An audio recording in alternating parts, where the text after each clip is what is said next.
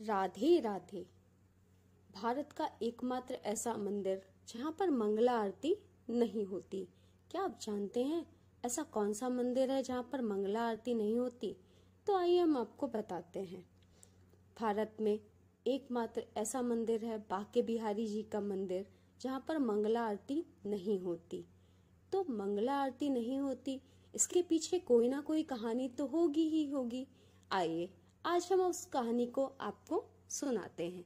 एक बार की बात है, एक भगवान का अनन्य भक्त था जो भगवान के मंदिर के बाहर नित्य प्रतिदिन पूर्ण मन लगाकर भगवान का नाम लेते हुए साफ सफाई का काम किया करता था। मंदिर के पुजारी जी मंदिर जाते समय और मंदिर से आते समय उस व्यक्ति को देखते और देखते कि कितने श्रद्धा भाव से ये बिहारी जी का नाम लेते हुए अपना काम करता रहता है।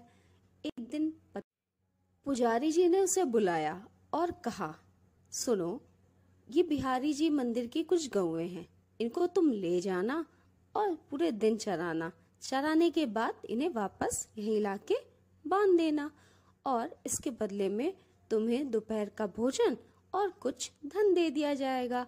वो भक्त बहुत खुश हो गया क्योंकि वो जानता था कि इससे वो बिहारी जी के और पास रह पाएगा और मन लगाकर बिहारी जी का नाम जप कर पाएगा। वो सुबह नित्य क्रिया के बाद उठता, गौवे ले जाता, उन्हें दिन भर चराता। दोपहर में जब पंडित जी भोजन भेजते तो वो भोजन ग्रहण कर लेता। उसके बाद शाम को घर वापस आ जाता। ऐसा वो नित्य प्रतिदिन कर रहा है। लेकिन एक दिन क्या हुआ कि जब वो गौवे चरा रहा था, दोपहर से सांझ होने को आई लेकिन भोजन नहीं आया। उसे बहुत भूख लगी थी, वो परेशान हो गया। थोड़ी देर उसने सोचा कि चलो मैं थोड़ी देर और इंतजार कर लेता हूँ। वो बिहारी जी का नाम लेता जा रहा था और गौवे चराता जा रहा था। उसने थोड़ी देर बाद देखा कि एक लाल कपड़े में बंधा हुआ कुछ उसके पास रखा हुआ है। तो उसने जब उसे खोला तो वो आश्चर्यचकित रह गया। उसमें उसने देखा कि 56 भोग थे। तो मन ही मन बहुत प्रसन्न हुआ। उसने पुजारी जी को धन्यवाद दिया और बोला, लगता है आज पुजारी जी ने मेरे लिए 56 भोग बनवाए हैं, तभी खाना लाने में इतना विलंब हो गया। और वो बर्तन देखकर भी बड़ा खुश हुआ। बर्तन बहुत चमक रहे थे। उसने पूरा खाना आराम से तल्लीनता से खाया। खाना खाने के बाद बिहारी जी को धन्यवाद दिया और गौएं वापस लेकर चला गया। जब वो घर पहुंचा तो बहुत रात्रि हो चुकी थी। पुजारी जी उसको रास्ते में ही मिल गए। तो पुजारी जी को याद आया कि अरे, मैं तो आज इसे भोजन भिजवाना ही भूल गया था।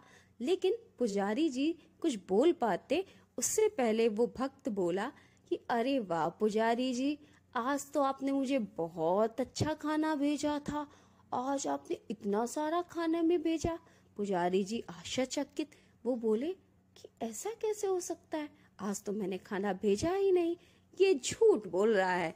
तो उसने कहा, नहीं, मैं झूठ नहीं बोल रहा हूँ, मैं सत्य बोल रहा हूँ। आज तो आपने खाने में मुझे 56 भोग भेजे, तभी खाना लाने में इतनी देर हो गई ना।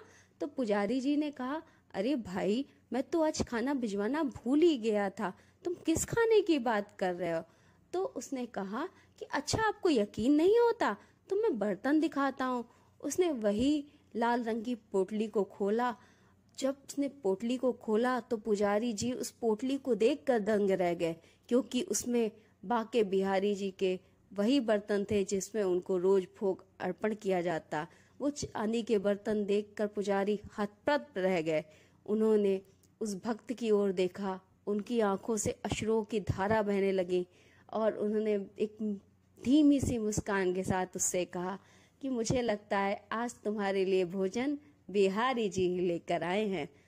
तो पुजारी जी ने कहा, जब बिहारी जी की इस पर इतनी ज्यादा कृपा है तो मैं इसे बिहारी जी से इतना दूर क्यों रखूं। उन्होंने उसे मंदिर की चौकीदारी का काम सौंप दिया। उन्होंने उससे कहा कि देखो, आज से तुम्हें ना मंदिर की रखवाली करनी है। ध्यान रखना, जब मंदिर के पट बंद हो जाएं तो मंदिर के बाहर कोई भी नहीं जा सकता है और ना ही बाहर से कोई भी अंदर आ सकता है। ये आज से तुम्हारी जिम्मेदारी होगी।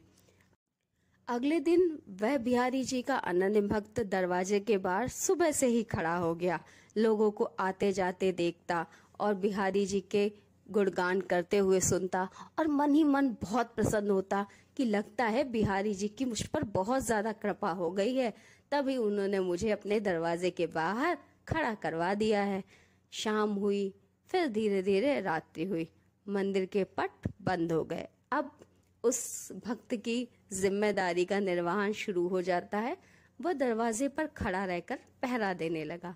तभी उसने देखा कि मंदिर के अंदर से बिहारी जी बाहर जा रहे हैं, तो उसने बिहारी जी को वहीं दरवाजे पर रोक दिया। तो उसने बिहारी जी ने उससे पूछा कि क्यों, मुझे क्यों रोक रहे हो तुम? तो उसने कहा, पंडित जी ने मुझसे कहा था कि पट बंद होने के बाद कोई भी यहाँ से बाहर और बाहर से अंदर नहीं जा सकता। बिहारी जी मंद मंद मुस्काए और बोले कि अच्छा, तुम क्या मुझे जाने से रोक सकते हो? तो उसने कहा, क्यों नहीं रोक सकता हूँ भला, मुझे यहाँ की चौकीदारी मिली है, मेरा काम है यहाँ से किसी को बाहर नहीं जाने देना रात्रि में। जब मंदिर बंद हो जाएगा तो यहाँ से कोई भी बाहर नहीं जा सकता। तो अब आप अंदर जाओ, रात्रि हो गई है, सब लोग सो रहे हैं, आप भी सोइए जाके, आपको बाहर जाना नहीं है।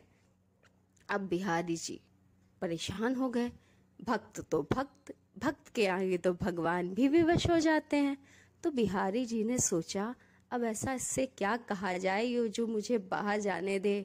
आप तो जानते ही, बिहारी जी जो महाकलाओं में निपुण थे, जिनकी एक मंद मुस्कान पर भी सारे के सारे लोग उनके वशीभूत हो जाते थे, आज बड़े आश्चर्य में पड़ गए कि अब इस भक्त को कैसे मनाया जाए। उन्होंने इस भक्त को कई तरह के प्रलोभन दिए, यहाँ तक कि उससे कहा कि जब मैं यहाँ से चला जाऊंगा तो तुम चौकीदारी किसकी करोगे, चौकीदारी भी तो तुम्हें मेरी ही करनी है। तो वो तब भी नहीं माना।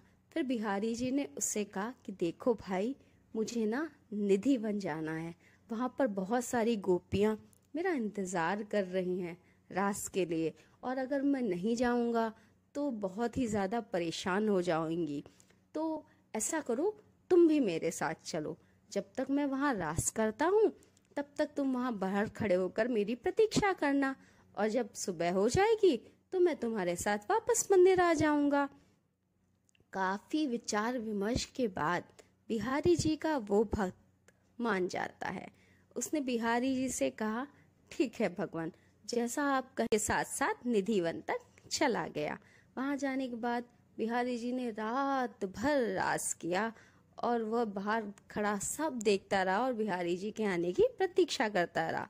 जैसे ही सुबह होने वाली थी, उसने बिहारी जी को आवाज लगाई, बिहारी जी चलिए, सुबह होने वाली है, अब पंडित जी, पुजारी जी सब लोग आने वाले होंगे और आपको वहां नहीं देखेंगे तो सब लोग मुझसे प्रश्न पूछेंगे कि बिहारी जी कहाँ चले गए, मेरे ऊपर सवाल उठाएंगे।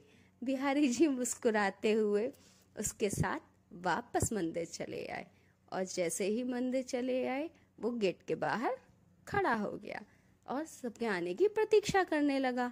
सुबह हुई, प्रातःकाल, जब पुजारी जी और अन्य भक्त बिहारी जी की पूजा अर्चना करने के लिए मंदिर में आए तो क्या देखते हैं, बिहारी जी के उस अनन्य भक्त ने उनको वहीं दरवाजे पर रोक दिया। उसने कहा कि मैं आपको अंदर नहीं जाने दे सकता। उसने कहा, क्यों नहीं जाने दे सकते? कहते, बिहारी जी ने रात भर तो रास किया है और अब आप सुबह सुबह उनको जगा देंगे तो बेचारे थक जाएंगे तो कैसे दर्शन देंगे, उनको थोड़ा सा आराम कर लेने दीजिए, रात भर तो रास किया है उन्होंने गोपियों के साथ। अब पुजारी जी और परेशान, लेकिन उनको पता था कि बिहारी जी का अनन्य भक्त है, झूठ तो नहीं बोल सकता, तो इसीलिए पुजारी जी सभी भक्तों के साथ वहीं दरवाजे पर बैठ गए और 9-10 बजे के करीब उससे बोले, क्या अब हम लोग अंदर जा सकते हैं? तो उस अनन्य भक्त ने बोला, हाँ, अब तो 4-5 घंटे हो गए, अब बिहारी जी भी सो चुके होंगे, उनकी निद्रा भी थोड़ी बहुत पूरी हो गई, अब आप जा सकते हैं अंदर। तो इसी वजह से बांके बिहारी जी के मंदिर में मंगला आरती नहीं होती, और मंगला आरती होती भी है तो पूरे वर्ष में केवल एक ही दिन है, जन्माष्टमी का दिन, जब उनकी मंगला आरती की जाती है। ऐसे हैं हमारे भक्त वत्सल भगवान। बोलो भक्त वत्सल भगवान की जय। राधे राधे। भारत का एकमात्र ऐसा मंदिर जहाँ पर मंगला आरती नहीं होती। क्या आप जानते हैं ऐसा कौन सा मंदिर है जहाँ पर मंगला आरती नहीं होती? तो आइए हम आपको बताते हैं। भारत में एकमात्र ऐसा मंदिर है बांके बिहारी जी का मंदिर, जहाँ पर मंगला आरती नहीं होती। तो मंगला आरती नहीं होती, इसके पीछे कोई ना कोई कहानी तो होगी ही होगी। आइए आज हम उस कहानी को आपको सुनाते हैं। एक बार की बात है, एक भगवान का अनन्य भक्त था जो भगवान के मंदिर के